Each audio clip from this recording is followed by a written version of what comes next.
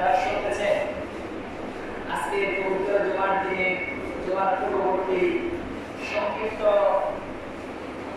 আলোচনায় আপনাদের সামনে সূরা আনআম থেকে শেষের দিকে তেলাওয়াত করেছি। অল্প সময়ের মধ্যে যদি আল্লাহ মেহেরবানি করে ওই ঠিক মূল্যবান কথা বলে আজকে সংক্ষিপ্ত আলোচনা শেষ করব ইনশাআল্লাহ।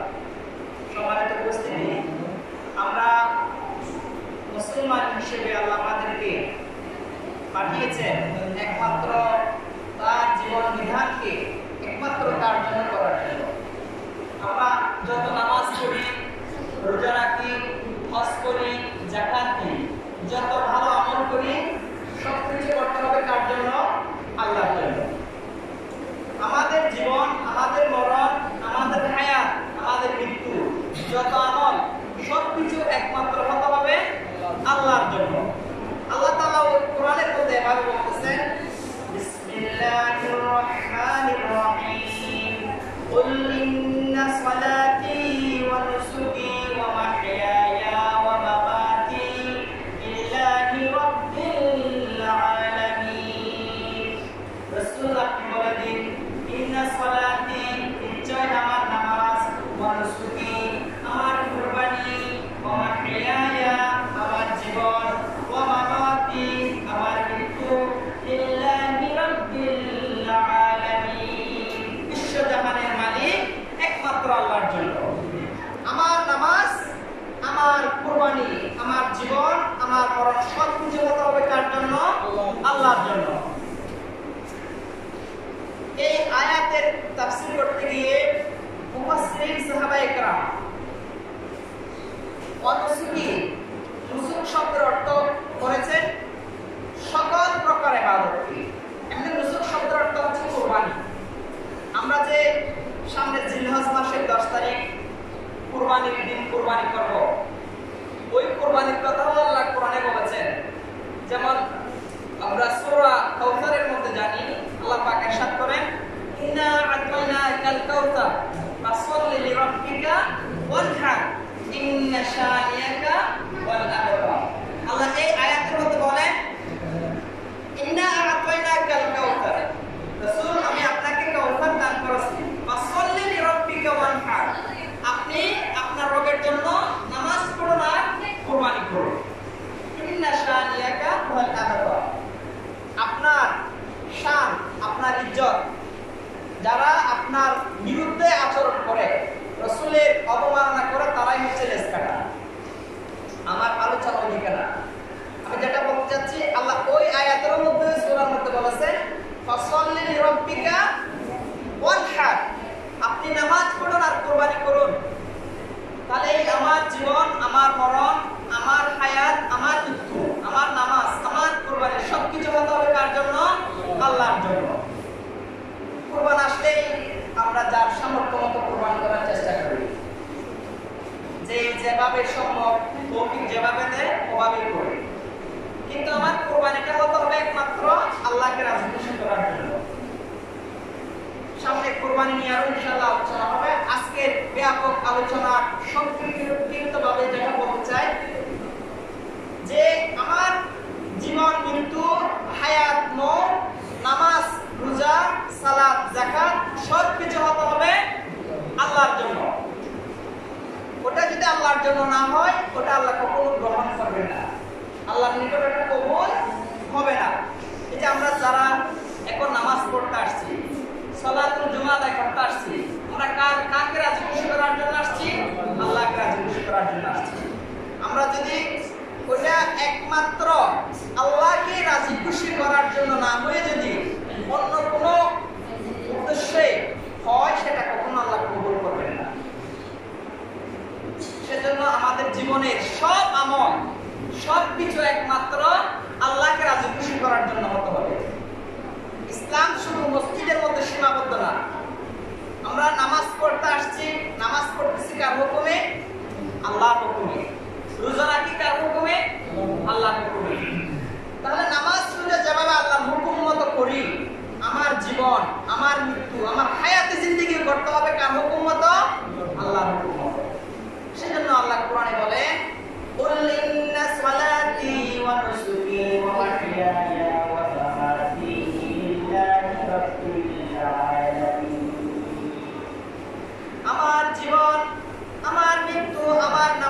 আমার কুরবানি রব্বুল আলামিনের জন্য, একমাত্র তাকে রাজি খুশি করার জন্য, তার নৈকট্য হাসিল করার জন্য, দুনিয়াবি কোনো উদ্দেশ্যে নয়। আমাকে যেন কেউ মুসল্লি বলে সেজন্য আমি নামাজ পড়তেছি না, আমাকে যেন কেউ দানশীল বলে সেজন্য আমি কুরবানি করতেছি না। আমার জীবন, আমার মৃত্যু, আমার নামাজ, আমার কুরবানি সবকিছু হবে কার জন্য? আল্লাহর জন্য। সবকিছু হতে হবে আল্লাহর জন্য। সম্মানিত মুসল্লিয়ান একরাম, এই আলোচনা থেকে আমরা একটা বিষয় জানতে পারলাম, আমার হায়াতে সব ক্ষেত্রে আমাকে আল্লাহর হুকুম মানার চেষ্টা করতে হবে।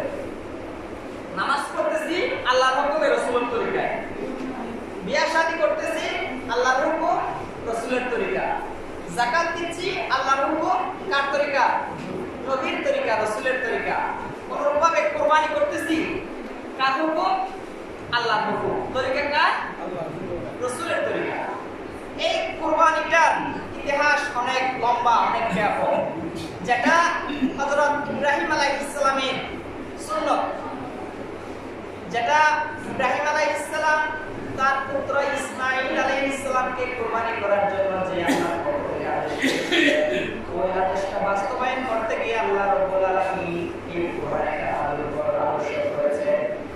আল্লাহ তাআলা সেই কুরবানির ইতিহাস থেকে আমাদের উপর, মুসলমানদের উপর, মুসলমান বিশ্বজাহানের মুসলমানদের উপর যে আছে 10 তারিখ আমরা যারা কুরবানি দিয়ে হাজির সাহেবরা কুরবানি দিয়ে, ওই কুরবানিটা হচ্ছে একমাত্র আল্লাহকে রাজি খুশি করার জন্য হবে।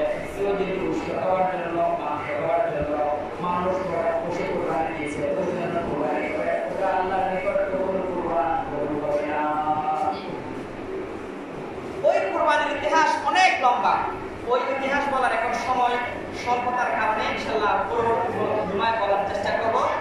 তবে ব্যাপক আকারে একটা কথা বলি, সেটা হচ্ছে আমার জীবনের সব সেক্টরে, সব ক্ষেত্রে একমাত্র লক্ষ্য থাকতে হবে আল্লাহকে রাজি খুশি করার জন্য। আমি যদি আল্লাহকে রাজি খুশি করার চিন্তা বাদ দিয়ে দুনিয়াবি কোনো চিন্তা, দুনিয়াবি কোনো গরজ, দুনিয়াবি কোনো উদ্দেশ্য মাথায় নিয়ে কোনো আমল করি, ওটা হবে আল্লাহর সাথে শিরিক করা। ওটা হবে কি করা? শিরিক করা। আল্লাহ এর পরে আয়াত বলেন, লা শারীকা লাহু ওয়া বিযালিকা ওয়া উমিরতু ওয়া আনা আউয়ালুল মুসলিমিন। আল্লাহর কোনো শরীক নাই, আল্লাহর সাথে কাউকে শরীক করা যাবে না। আল্লাহর সাথে শরীক করা মানে আল্লাহর সাথে অংশীদার স্থাপন করা, আল্লাহর মতো কাউকে প্রাধান্য দেওয়া। যেমন আমি নামাজ পড়তেছি আল্লাহর জন্য, কেউ যদি বলে আমি নামাজের ক্ষেত্রে আমাকে কেউ যদি নামাজ পড়ে, সেটা আমি মনে করি, সেটা আমি যদি মন থেকে চাই, তাহলে আমার ওই ইবাদত একমাত্র আল্লাহর জন্য হবে না। সেজন্য আমার ইবাদত হতে হবে বেদাত মুক্ত, আমার আকীদা হতে হবে শিরিক মুক্ত। আকীদার মধ্যে, বিশ্বাসের মধ্যে, আমার ইয়াকিনের মধ্যে কোনো আল্লাহর সাথে শরীক করা যাবে না। এই যে রব্বুল আলামিন যিনি লা শারীকা লাহু ওয়া বিযালিকা উমিরতু ওয়া আনা আউয়ালুল মুসলিমিন, আল্লাহ যে আমাদেরকে প্রথম মুসলমান হিসেবে রাসূল যে হযরত ইব্রাহিম আলাইহিস সালাম বলেন, ওয়া আনা আউয়ালুল মুসলিমিন, আমি হচ্ছে সর্বপ্রথম মুসলমানদের একজন। আমরা মিল্লাত আবিকুম ইব্রাহিম ওয়া সাম্মাকুমুল মুসলিমিন, আল্লাহ সূরা হজের শেষের দিকে বলে আমাদের মিল্লাত হচ্ছে কি? ইব্রাহিম আলাইহিস সালামের মিল্লাত। আমরা ইব্রাহিম আলাইহিস সালাম কর্তৃক প্রদত্ত যে মুসলমান হিসেবে আল্লাহর বিধান, আল্লাহর ধর্ম পালন করতেছি, সেটা মুসলিম জাহানের পিতা হযরত ইব্রাহিম আলাইহিস সালামের সুন্নতের উপর প্রতিষ্ঠিত। সেজন্য আমরা নামাজের মধ্যে দরুদ শরীফ পড়ি, আল্লাহুম্মা সাল্লি আলা মুহাম্মাদিন ওয়া আলা আলি মুহাম্মাদ কামা সাল্লাইতা আলা ইব্রাহিম ওয়া আলা আলি ইব্রাহিম ইন্নাকা হামিদুম মাজিদ ওয়া আলা আলি ইব্রাহিম ইন্নাকা হামিদুম মাজিদ। তারপর বলি আল্লাহুম্মা বারিক আলা মুহাম্মাদ ওয়া আলা আলি মুহাম্মাদ কামা বারাকতা আলা ইব্রাহিম ওয়া আলা আলি ইব্রাহিম ইন্নাকা হামিদুম মাজিদ। তাহলে এই আমরা মুসলমান, আমাদের নবী হযরত মুহাম্মদ সাল্লাল্লাহু আলাইহি ওয়াসাল্লাম তিনিও মিল্লাতা আবিকুম ইব্রাহিম, আর আমাদের পিতা হযরত ইব্রাহিম আলাইহিস সালামের মিল্লাতের উপর প্রতিষ্ঠিত। তাহলে মুসলমান জাতির পিতা হচ্ছে সাইয়েদনা ইব্রাহিম আলাইহিস সালাম। কুরবানি দেওয়া ওটাও হযরত ইব্রাহিম আলাইহিস সালামের সুন্নতের একটি, যেটা উম্মত মুহাম্মদের প্রত্যেক মুসলমানের উপর যাদের উপর কুরবানি ওয়াজিব হয়েছে তাদের জন্য ওই সুন্নতটা মেনে চলতে হবে। সেটা হতে হবে একমাত্র আল্লাহর জন্য। কুল ইন্না সালাতি ওয়া নুসুকি ওয়া মাহইয়ায়া ওয়া মামাতি লিল্লাহি রাব্বিল আলামিন, একমাত্র হতে হবে রব্বুল আলামিনের জন্য। এখানে কথা বলা হয়েছে মাত্র চারটা, আমার নামাজ, আমার কুরবানি, আমার জীবন, আমার মৃত্যু, সবকিছু লিল্লাহি রাব্বিল আলামিন, একমাত্র বিশ্বজাহানের মালিক আল্লাহর জন্য। তাহলে এই আয়াতের মাধ্যমে আল্লাহ তাআলা একটি মেসেজ বিশ্ববাসীকে দিতে যাচ্ছেন, সেটা হচ্ছে তুমি যদি আমাকে পেতে চাও তোমার আমলগুলো হতে হবে একমাত্র আমার জন্য। হাদিস শরীফের মধ্যে রাসূল ইরশাদ করেন, ক্বালা রাসূলুল্লাহি সাল্লাল্লাহু আলাইহি ওয়াসাল্লাম, ইন্নাল্লাহা লা ইয়ানজুরু ইলা সুওয়ারিকুম ওয়া আমওয়ালিকুম ওয়ালাকিন ইয়ানজুরু ইলা কুলুবিকুম ওয়া আমালিকুম, আও কামা ক্বালা নবী আলাইহিস সালাতু ওয়াসসালাম। আল্লাহ তাআলা হাদিসের মধ্যে, আল্লাহর কথা রাসূল হাদিসের মধ্যে ইরশাদ করতেছেন, নিশ্চয় আল্লাহ তাআলা বান্দার সুরতের উপর, বান্দার ফিজিক্যাল স্ট্রাকচার, আকৃতি কেমন সেটার দিকে, বান্দার দন দৌলতের দিকে তাকান না। ইন্নাল্লাহা, নিশ্চয় আল্লাহ তাআলা, লা ইয়ানজুরু, নজর দেন না, ইলা সুওয়ারিকুম ওয়া আমওয়ালিকুম, তোমাদের সুরতের দিকে, তোমাদের সম্পদের দিকে, ওয়ালাকি ইয়ানজুরু ইলা কুলুবিকুম ওয়া আমালিকুম, আল্লাহ তাআলা দেখেন তোমাদের অন্তর, তোমাদের আমল। সেজন্য আমাদের সবকিছু একমাত্র কার জন্য হতে হবে? আল্লাহর জন্য।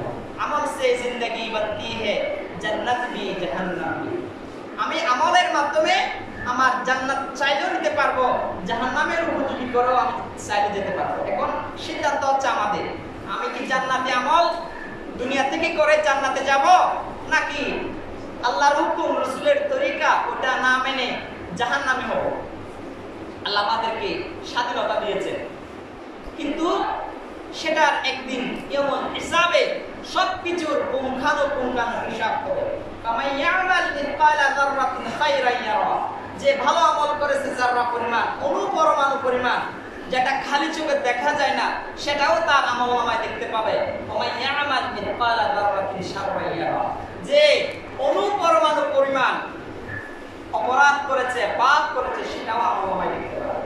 সেজন্য আমার ভালো আমল, সেটার আমি উসিলাই, সেটাকে উসিলা করে জান্নাত পাবো যদি আমার ওই আমল সমূহ রাসূলের তরিকা মতো হবে। আমার মন মতো কোনো সিস্টেমে আমি নামাজ পড়তে পারবো না, কুরবানি দিতে পারবো না, ইবাদত করতে পারবো না।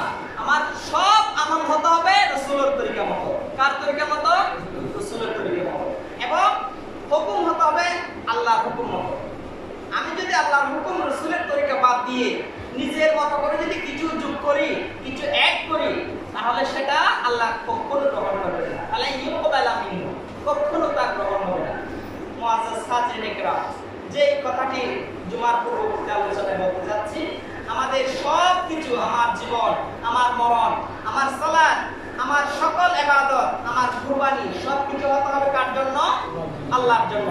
আল্লাহ আমাদেরকে আমাদের হায়াতে জিন্দেগির সব আমল একমাত্র আল্লাহকে রাজি খুশি করার জন্য তৌফিক দান করুন। সবাই বলে আমিন। সূরা হজের যে আয়াত পড়েছিলাম, আল্লাহ পাক বলেন,